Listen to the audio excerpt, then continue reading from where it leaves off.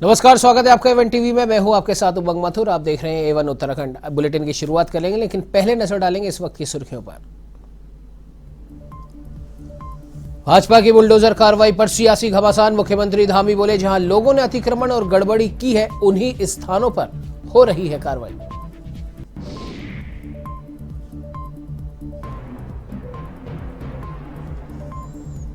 उत्तराखंड में बिजली कटौती को लेकर मुख्यमंत्री धामी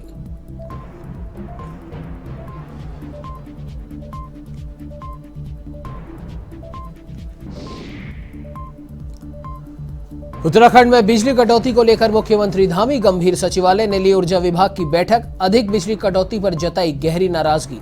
जल्द से जल्द समस्या का समाधान करने के निर्देश।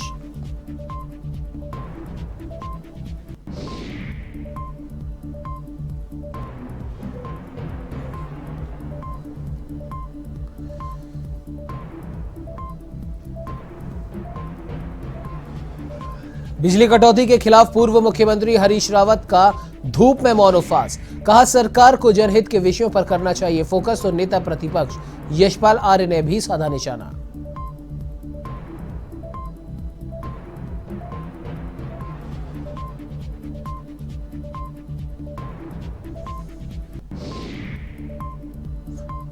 तो चंपावत उपचुनाव को लेकर कांग्रेस की सेंधमारी की तैयारी। नेता प्रतिपक्ष यशपाल आर्य ने कहा कि उपचुनाव को जीतना कांग्रेस का बड़ा लक्ष्य। जनता भाजपा सरकार को देगी करारा जवाब।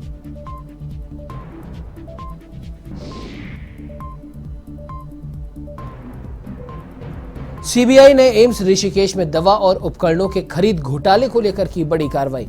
उत्तर प्रदेश, हरियाणा, दिल्ली और उत्तराखंड समेत 24 स्थानों पर मारे छापे। 4 करोड़ से ज्यादा के घोटाले का हुआ पर्दाफाश। 5 अधिकारियों सहित 8 पर मुकदमे दर्ज।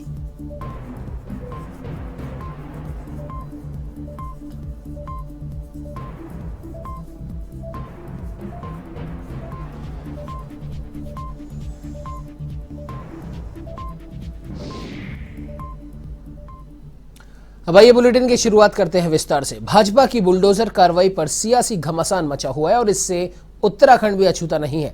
अतिक्रमण पर यहां भी बुलडोजर चल रहा है। अभी तक हल्द्वानी, उधम सिंह नगर में और हरिद्वार में यह कार्रवाई हुई है। इस कार्रवाई को लेकर सूबे के मुखिया पुष्कर सिंह धामी ने कहा कि हम जबरन किसी पर बुलडोजर नहीं चला रहे। जहां लोगों ने अतिक्रमण और गड़बड़ी की है उन्हीं स्थानों पर यह कार्रवाई हो रही है।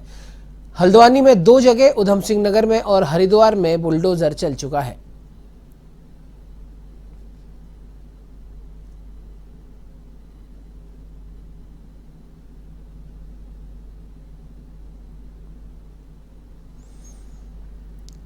खबर राजधानी देहरादून से है, जहां बिजली कटौती के चलते मुख्यमंत्री पुष्कर सिंह धामी ने ऊर्जा विभाग की बैठक ली। बिजली कटौती पर गहरी नाराजगी व्यक्त करते हुए मुख्यमंत्री ने अधिकारियों को सख्त निर्देश दिए। मुख्यमंत्री ने कहा कि जल्द से जल्द इस समस्या का समाधान करें और अगले 24 घंटे में इसका कोई हल निकल जाना चाहिए। साथ ही आम जनता के साथ व्यापारियों को भी बिजली कटौती की समस्या नहीं होनी चाहिए।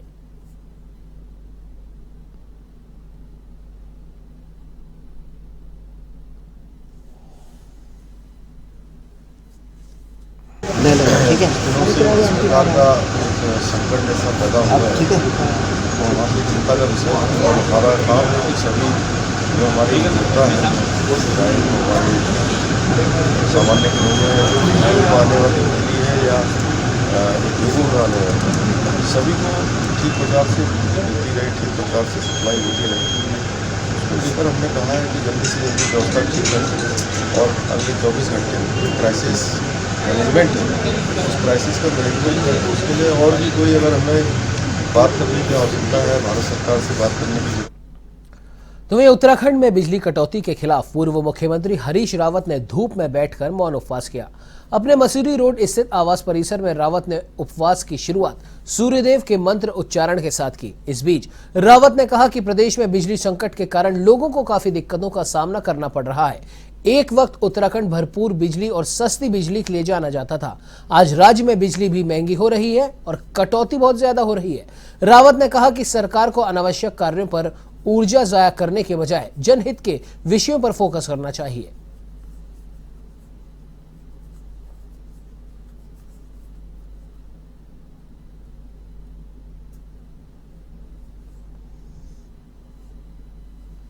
1 घंटे का तप ही समझ लीजिए इस चटक धूप में बैठ करके किया है। मैं विशुद्ध रूप से सरकार का ध्यान आकृष्ट करना चाहता हूँ। बाकी राजनीतिक रूप से हम लोगों को बिजली सत्याग्रह के विषय में सोचना चाहिए और उसको पार्टी एक कार्यक्रम के रूप में संचालित कर सकती है। जय हिंद। तो वहीं उत्तराखंड में लगातार हो रही बिजली कटौती और सरकार द्वारा रोजाना 10 करोड़ की खरीदी की जा रही बिजली पर नेता प्रतिपक्ष यशपाल आर्य ने प्रदेश की डबल इंजन सरकार को पूरी तरह फेल बताया। उन्होंने कहा कि सरकार रोजाना 10 करोड़ की बिजली खरीद रही है, जिसका बोझ राज्य की जनता के ऊपर पड़ रहा है। अप्रैल माह से ही सरकार ने बिजली के दामों में बढ़ोतरी की है, बावजूद इसके जनता को बिजली नहीं मिल पा रही, जो कि एक बहुत बड़ी विडंबना है।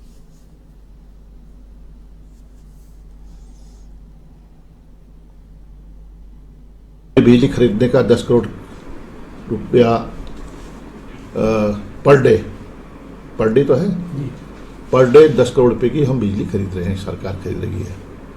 और इस सरकार जो बिजली खरीद रही है वो टैक्स किस पर जाएगा, वो बोझ किस पर आ रहा है?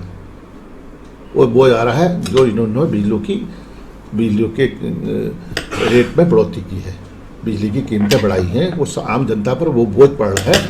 लेकिन उसके बावजूद तो बिजली नहीं मिल रही है। इससे बड़ी अनियमितता कहिए, इससे बड़ी विडंबना क्या हो सकती है कि सरकार विद्युत विभाग कहिए, सरकार कहिए, एक तरफ कह रहे हैं कि हम साहब बिजली खरीद रहे हैं और दूसरी तरफ कह रहे हैं, दूसरा दिखाई दे रहा है कि पूरे प्रदेश में रोस्टिंग हो रही है, कटौती हो रही है, 8-8 घंटे 6-6 घंटे, पूरा प्रभावित हो रहा है। वहीं कैबिनेट मंत्री रेखा आर्या ने शुक्रवार को विधानसभा में महिला सशक्तिकरण एवं बाल विकास विभाग की समीक्षा बैठक ली। इस दौरान उन्होंने महिला सशक्तिकरण और बाल विकास विभाग से संबंधित विषयों को लेकर चर्चा की।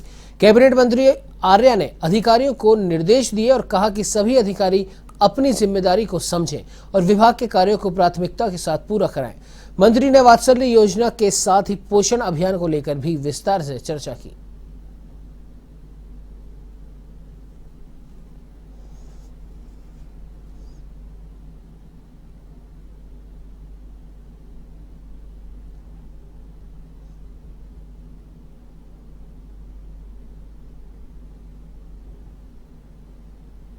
हमारे जियो में एक व्यवस्था थी कि कोविड से डेथ हुए जो पेरेंट्स हैं उनका जो भी प्रमाण पत्र है उसमें कोविड का जिक्र होना चाहिए। इसके साथ साथ में हमने उसमें अन्य बीमारियों का भी एक क्लॉज दिया हुआ था, जिसको लेके कंफ्यूजन है कि कई बार जो है डेथ जो है हॉस्पिटल में नहीं होते हैं और डेथ जो है वो घर पर ही हो गए हैं। और ऐसे मामले हमारे पास में बहुत सारे आए हैं जहाँ पर डेथ जो है वो अस्पताल में दिखाया और घर जाते जाते ऑन द वे हो गई या फिर रात में घर पर हो गई, तो जिसका प्रमाण जो है हॉस्पिटल नहीं देता है, जिसका प्रमाण जो है उनके पास में भी नहीं होता है। तो इन मामलों को भी हम लोगों ने अब कंसिडर किया और एक आदेश जो है विभाग की ओर से जनपदों को, जिलाधिकारियों को जा रहा है कि अन्य बीमारियों में स्वयं व्यक्ति सेल्फ एफिडेविट देते हुए स्वघोषित करेगा कि भाई हम इस बीमारी के तहत जो है हमारे संबंधित परिजन जो है वो गुजरे हैं और उस कालखंड में उसको भी जो है वात्सल्य योजना में। तो वहीं चंपावत उपचुनाव को लेकर नेता प्रतिपक्ष यशपाल आर्य ने हल्द्वानी में कहा कि कांग्रेस एकजुट होकर चंपावत उपचुनाव को पूरी मजबूती से लड़ेगी। कांग्रेस इस उपचुनाव में भाजपा सरकार की हकीकत को जनता के सामने रखेगी। नेता प्रतिपक्ष यशपाल आर्य का कहना है कि कांग्रेस पार्टी चुनाव जीतने के मकसद से ही उपचुनाव को लड़ेगी। इसके लिए पार्टी के बड़े नेताओं, प्रभारी और केंद्रीय आलाकमान से बातचीत के बाद चंपावत उपचुनाव पर कोई फैसला लिया जाएगा। प्रत्याशी कौन होगा, इसको लेकर भी फैसला सभी की सहमति से लिया जाएगा।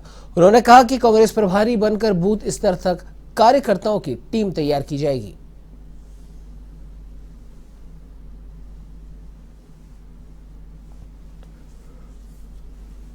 मन बना चुके हैं, ऐलान कर चुके हैं, लेकिन कांग्रेस भी पूरी तरह तैयार है, इस चुनाव को मजबूती से लड़ेगी और हमारे सभी वरिष्ठ नेता और हम सब मिलकर इस चुनाव को अपने हाथ में लेंगे, पूरी तैयारी के साथ जाएंगे और पूरी रणनीति बनाएंगे।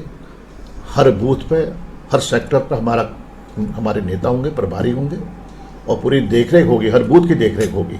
और मेरा मानना है कि इस चुनाव को हम बहुत ही गंभीरता से लेने जा रहे हैं। हम इसमें कहीं पर भी कोई गलती नहीं करेंगे, कोई चूक नहीं करेंगे। कैंडिडेट अभी कैंडिडेट तय होगा, अभी पार्टी हाईकमान से भी चर्चा की जाएगी, बातचीत की जाएगी और सभी हमारे जो वरिष्ठ नेता हैं उत्तराखंड के जो हमारे। तो वहीं सीबीआई ने एम्स ऋषिकेश में दवा खरीद और उपकरणों में अनियमितताओं के मामले में उत्तराखंड, उत्तर प्रदेश, हरियाणा और दिल्ली समेत 24 स्थानों पर छापे मारे। छापा पड़ने की खबर से एम्स के प्रशासनिक अधिकारियों में हड़कंप मच गया। अखिल भारतीय आयुर्विज्ञान संस्थान ऋषिकेश में 4.41 करोड़ के घोटाले का पर्दाफाश हुआ है। सीबीआई ने स्वीपिंग मशीन और फर्जी ढंग से मेडिकल स्टोर स्थापित करने के अलग अलग मामलों में एम्स के 5 अधिकारियों समेत 8 लोगों पर 2 मुकदमे दर्ज किए गए। गुरुवार रात सीबीआई ने एम्स में दवा और उपकरणों में अनियमितताओं के मामले में उत्तराखंड, यूपी, हरियाणा और दिल्ली समेत 24 जगह रेड मारी। इस दौरान सीबीआई टीम ने एम्स के अधिकारियों और संबंधित कंपनियों के मालिकों से पूछताछ की।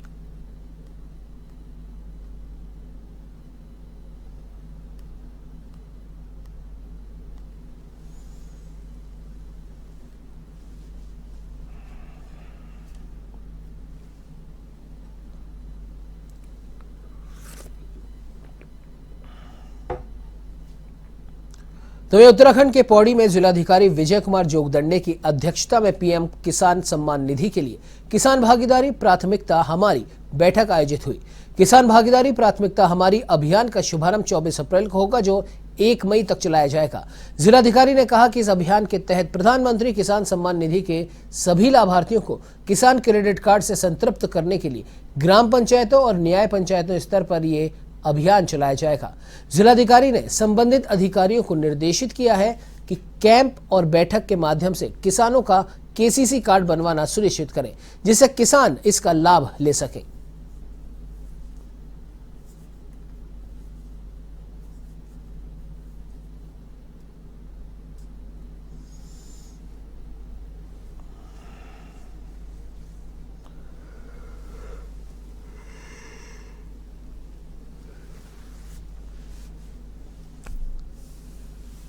चौबीस अप्रैल से 1 मई तक समस्त ग्राम पंचायतों में और समस्त न्याय पंचायत स्तरों पर बैंक के सहयोग से केसीसी कार्ड्स का सैचुरेशन को बढ़ाने के लिए हम लोग एक अभियान चला रहे हैं।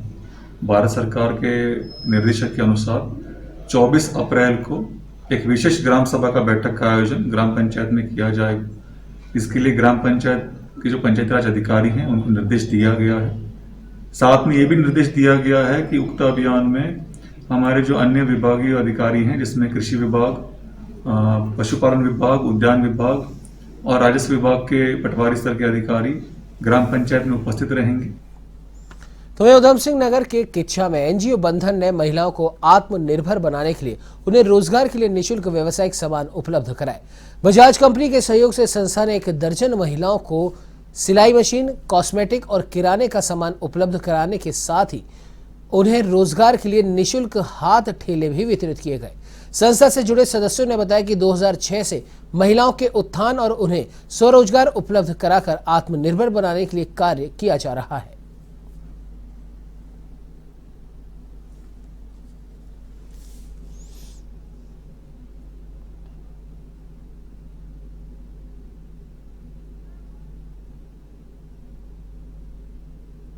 टीएसपी हम ही लोगों को बंधन प्रोग्राम कुन्नगर का अंदर में टीएसपी प्रोग्राम और हम ही लोगों को साथ में बंधन कुन्नगर प्लस बजाज दोनों मिला के महिला लोग जो है एक्चुअली हस्बैंड जो दीदी महिला लोगों को हस्बैंड गुजर गया, जो महिला लोगों को हस्बैंड को साथ डिवोर्स हो गया, जिनको 16 साल का ऊपर लड़का नहीं है, घर में इनकम करने वाला कोई आदमी नहीं है, उनको हम लोग फ्री में सामान देता है। देने का बाद हम लोग उनको हफ्ता में जाके हैंड होल्ड सपोर्ट दे के फॉलो अप करके उन लोगों को बिजनेस में आगे बढ़ाने के लिए कोशिश करता है। बंधन कौन नगर नाम की हमारी एनजीओ संस्था है, उसके द्वारा जो महिलाओं को आत्मनिर्भर बनाने के लिए एक प्रोग्राम रखा गया था।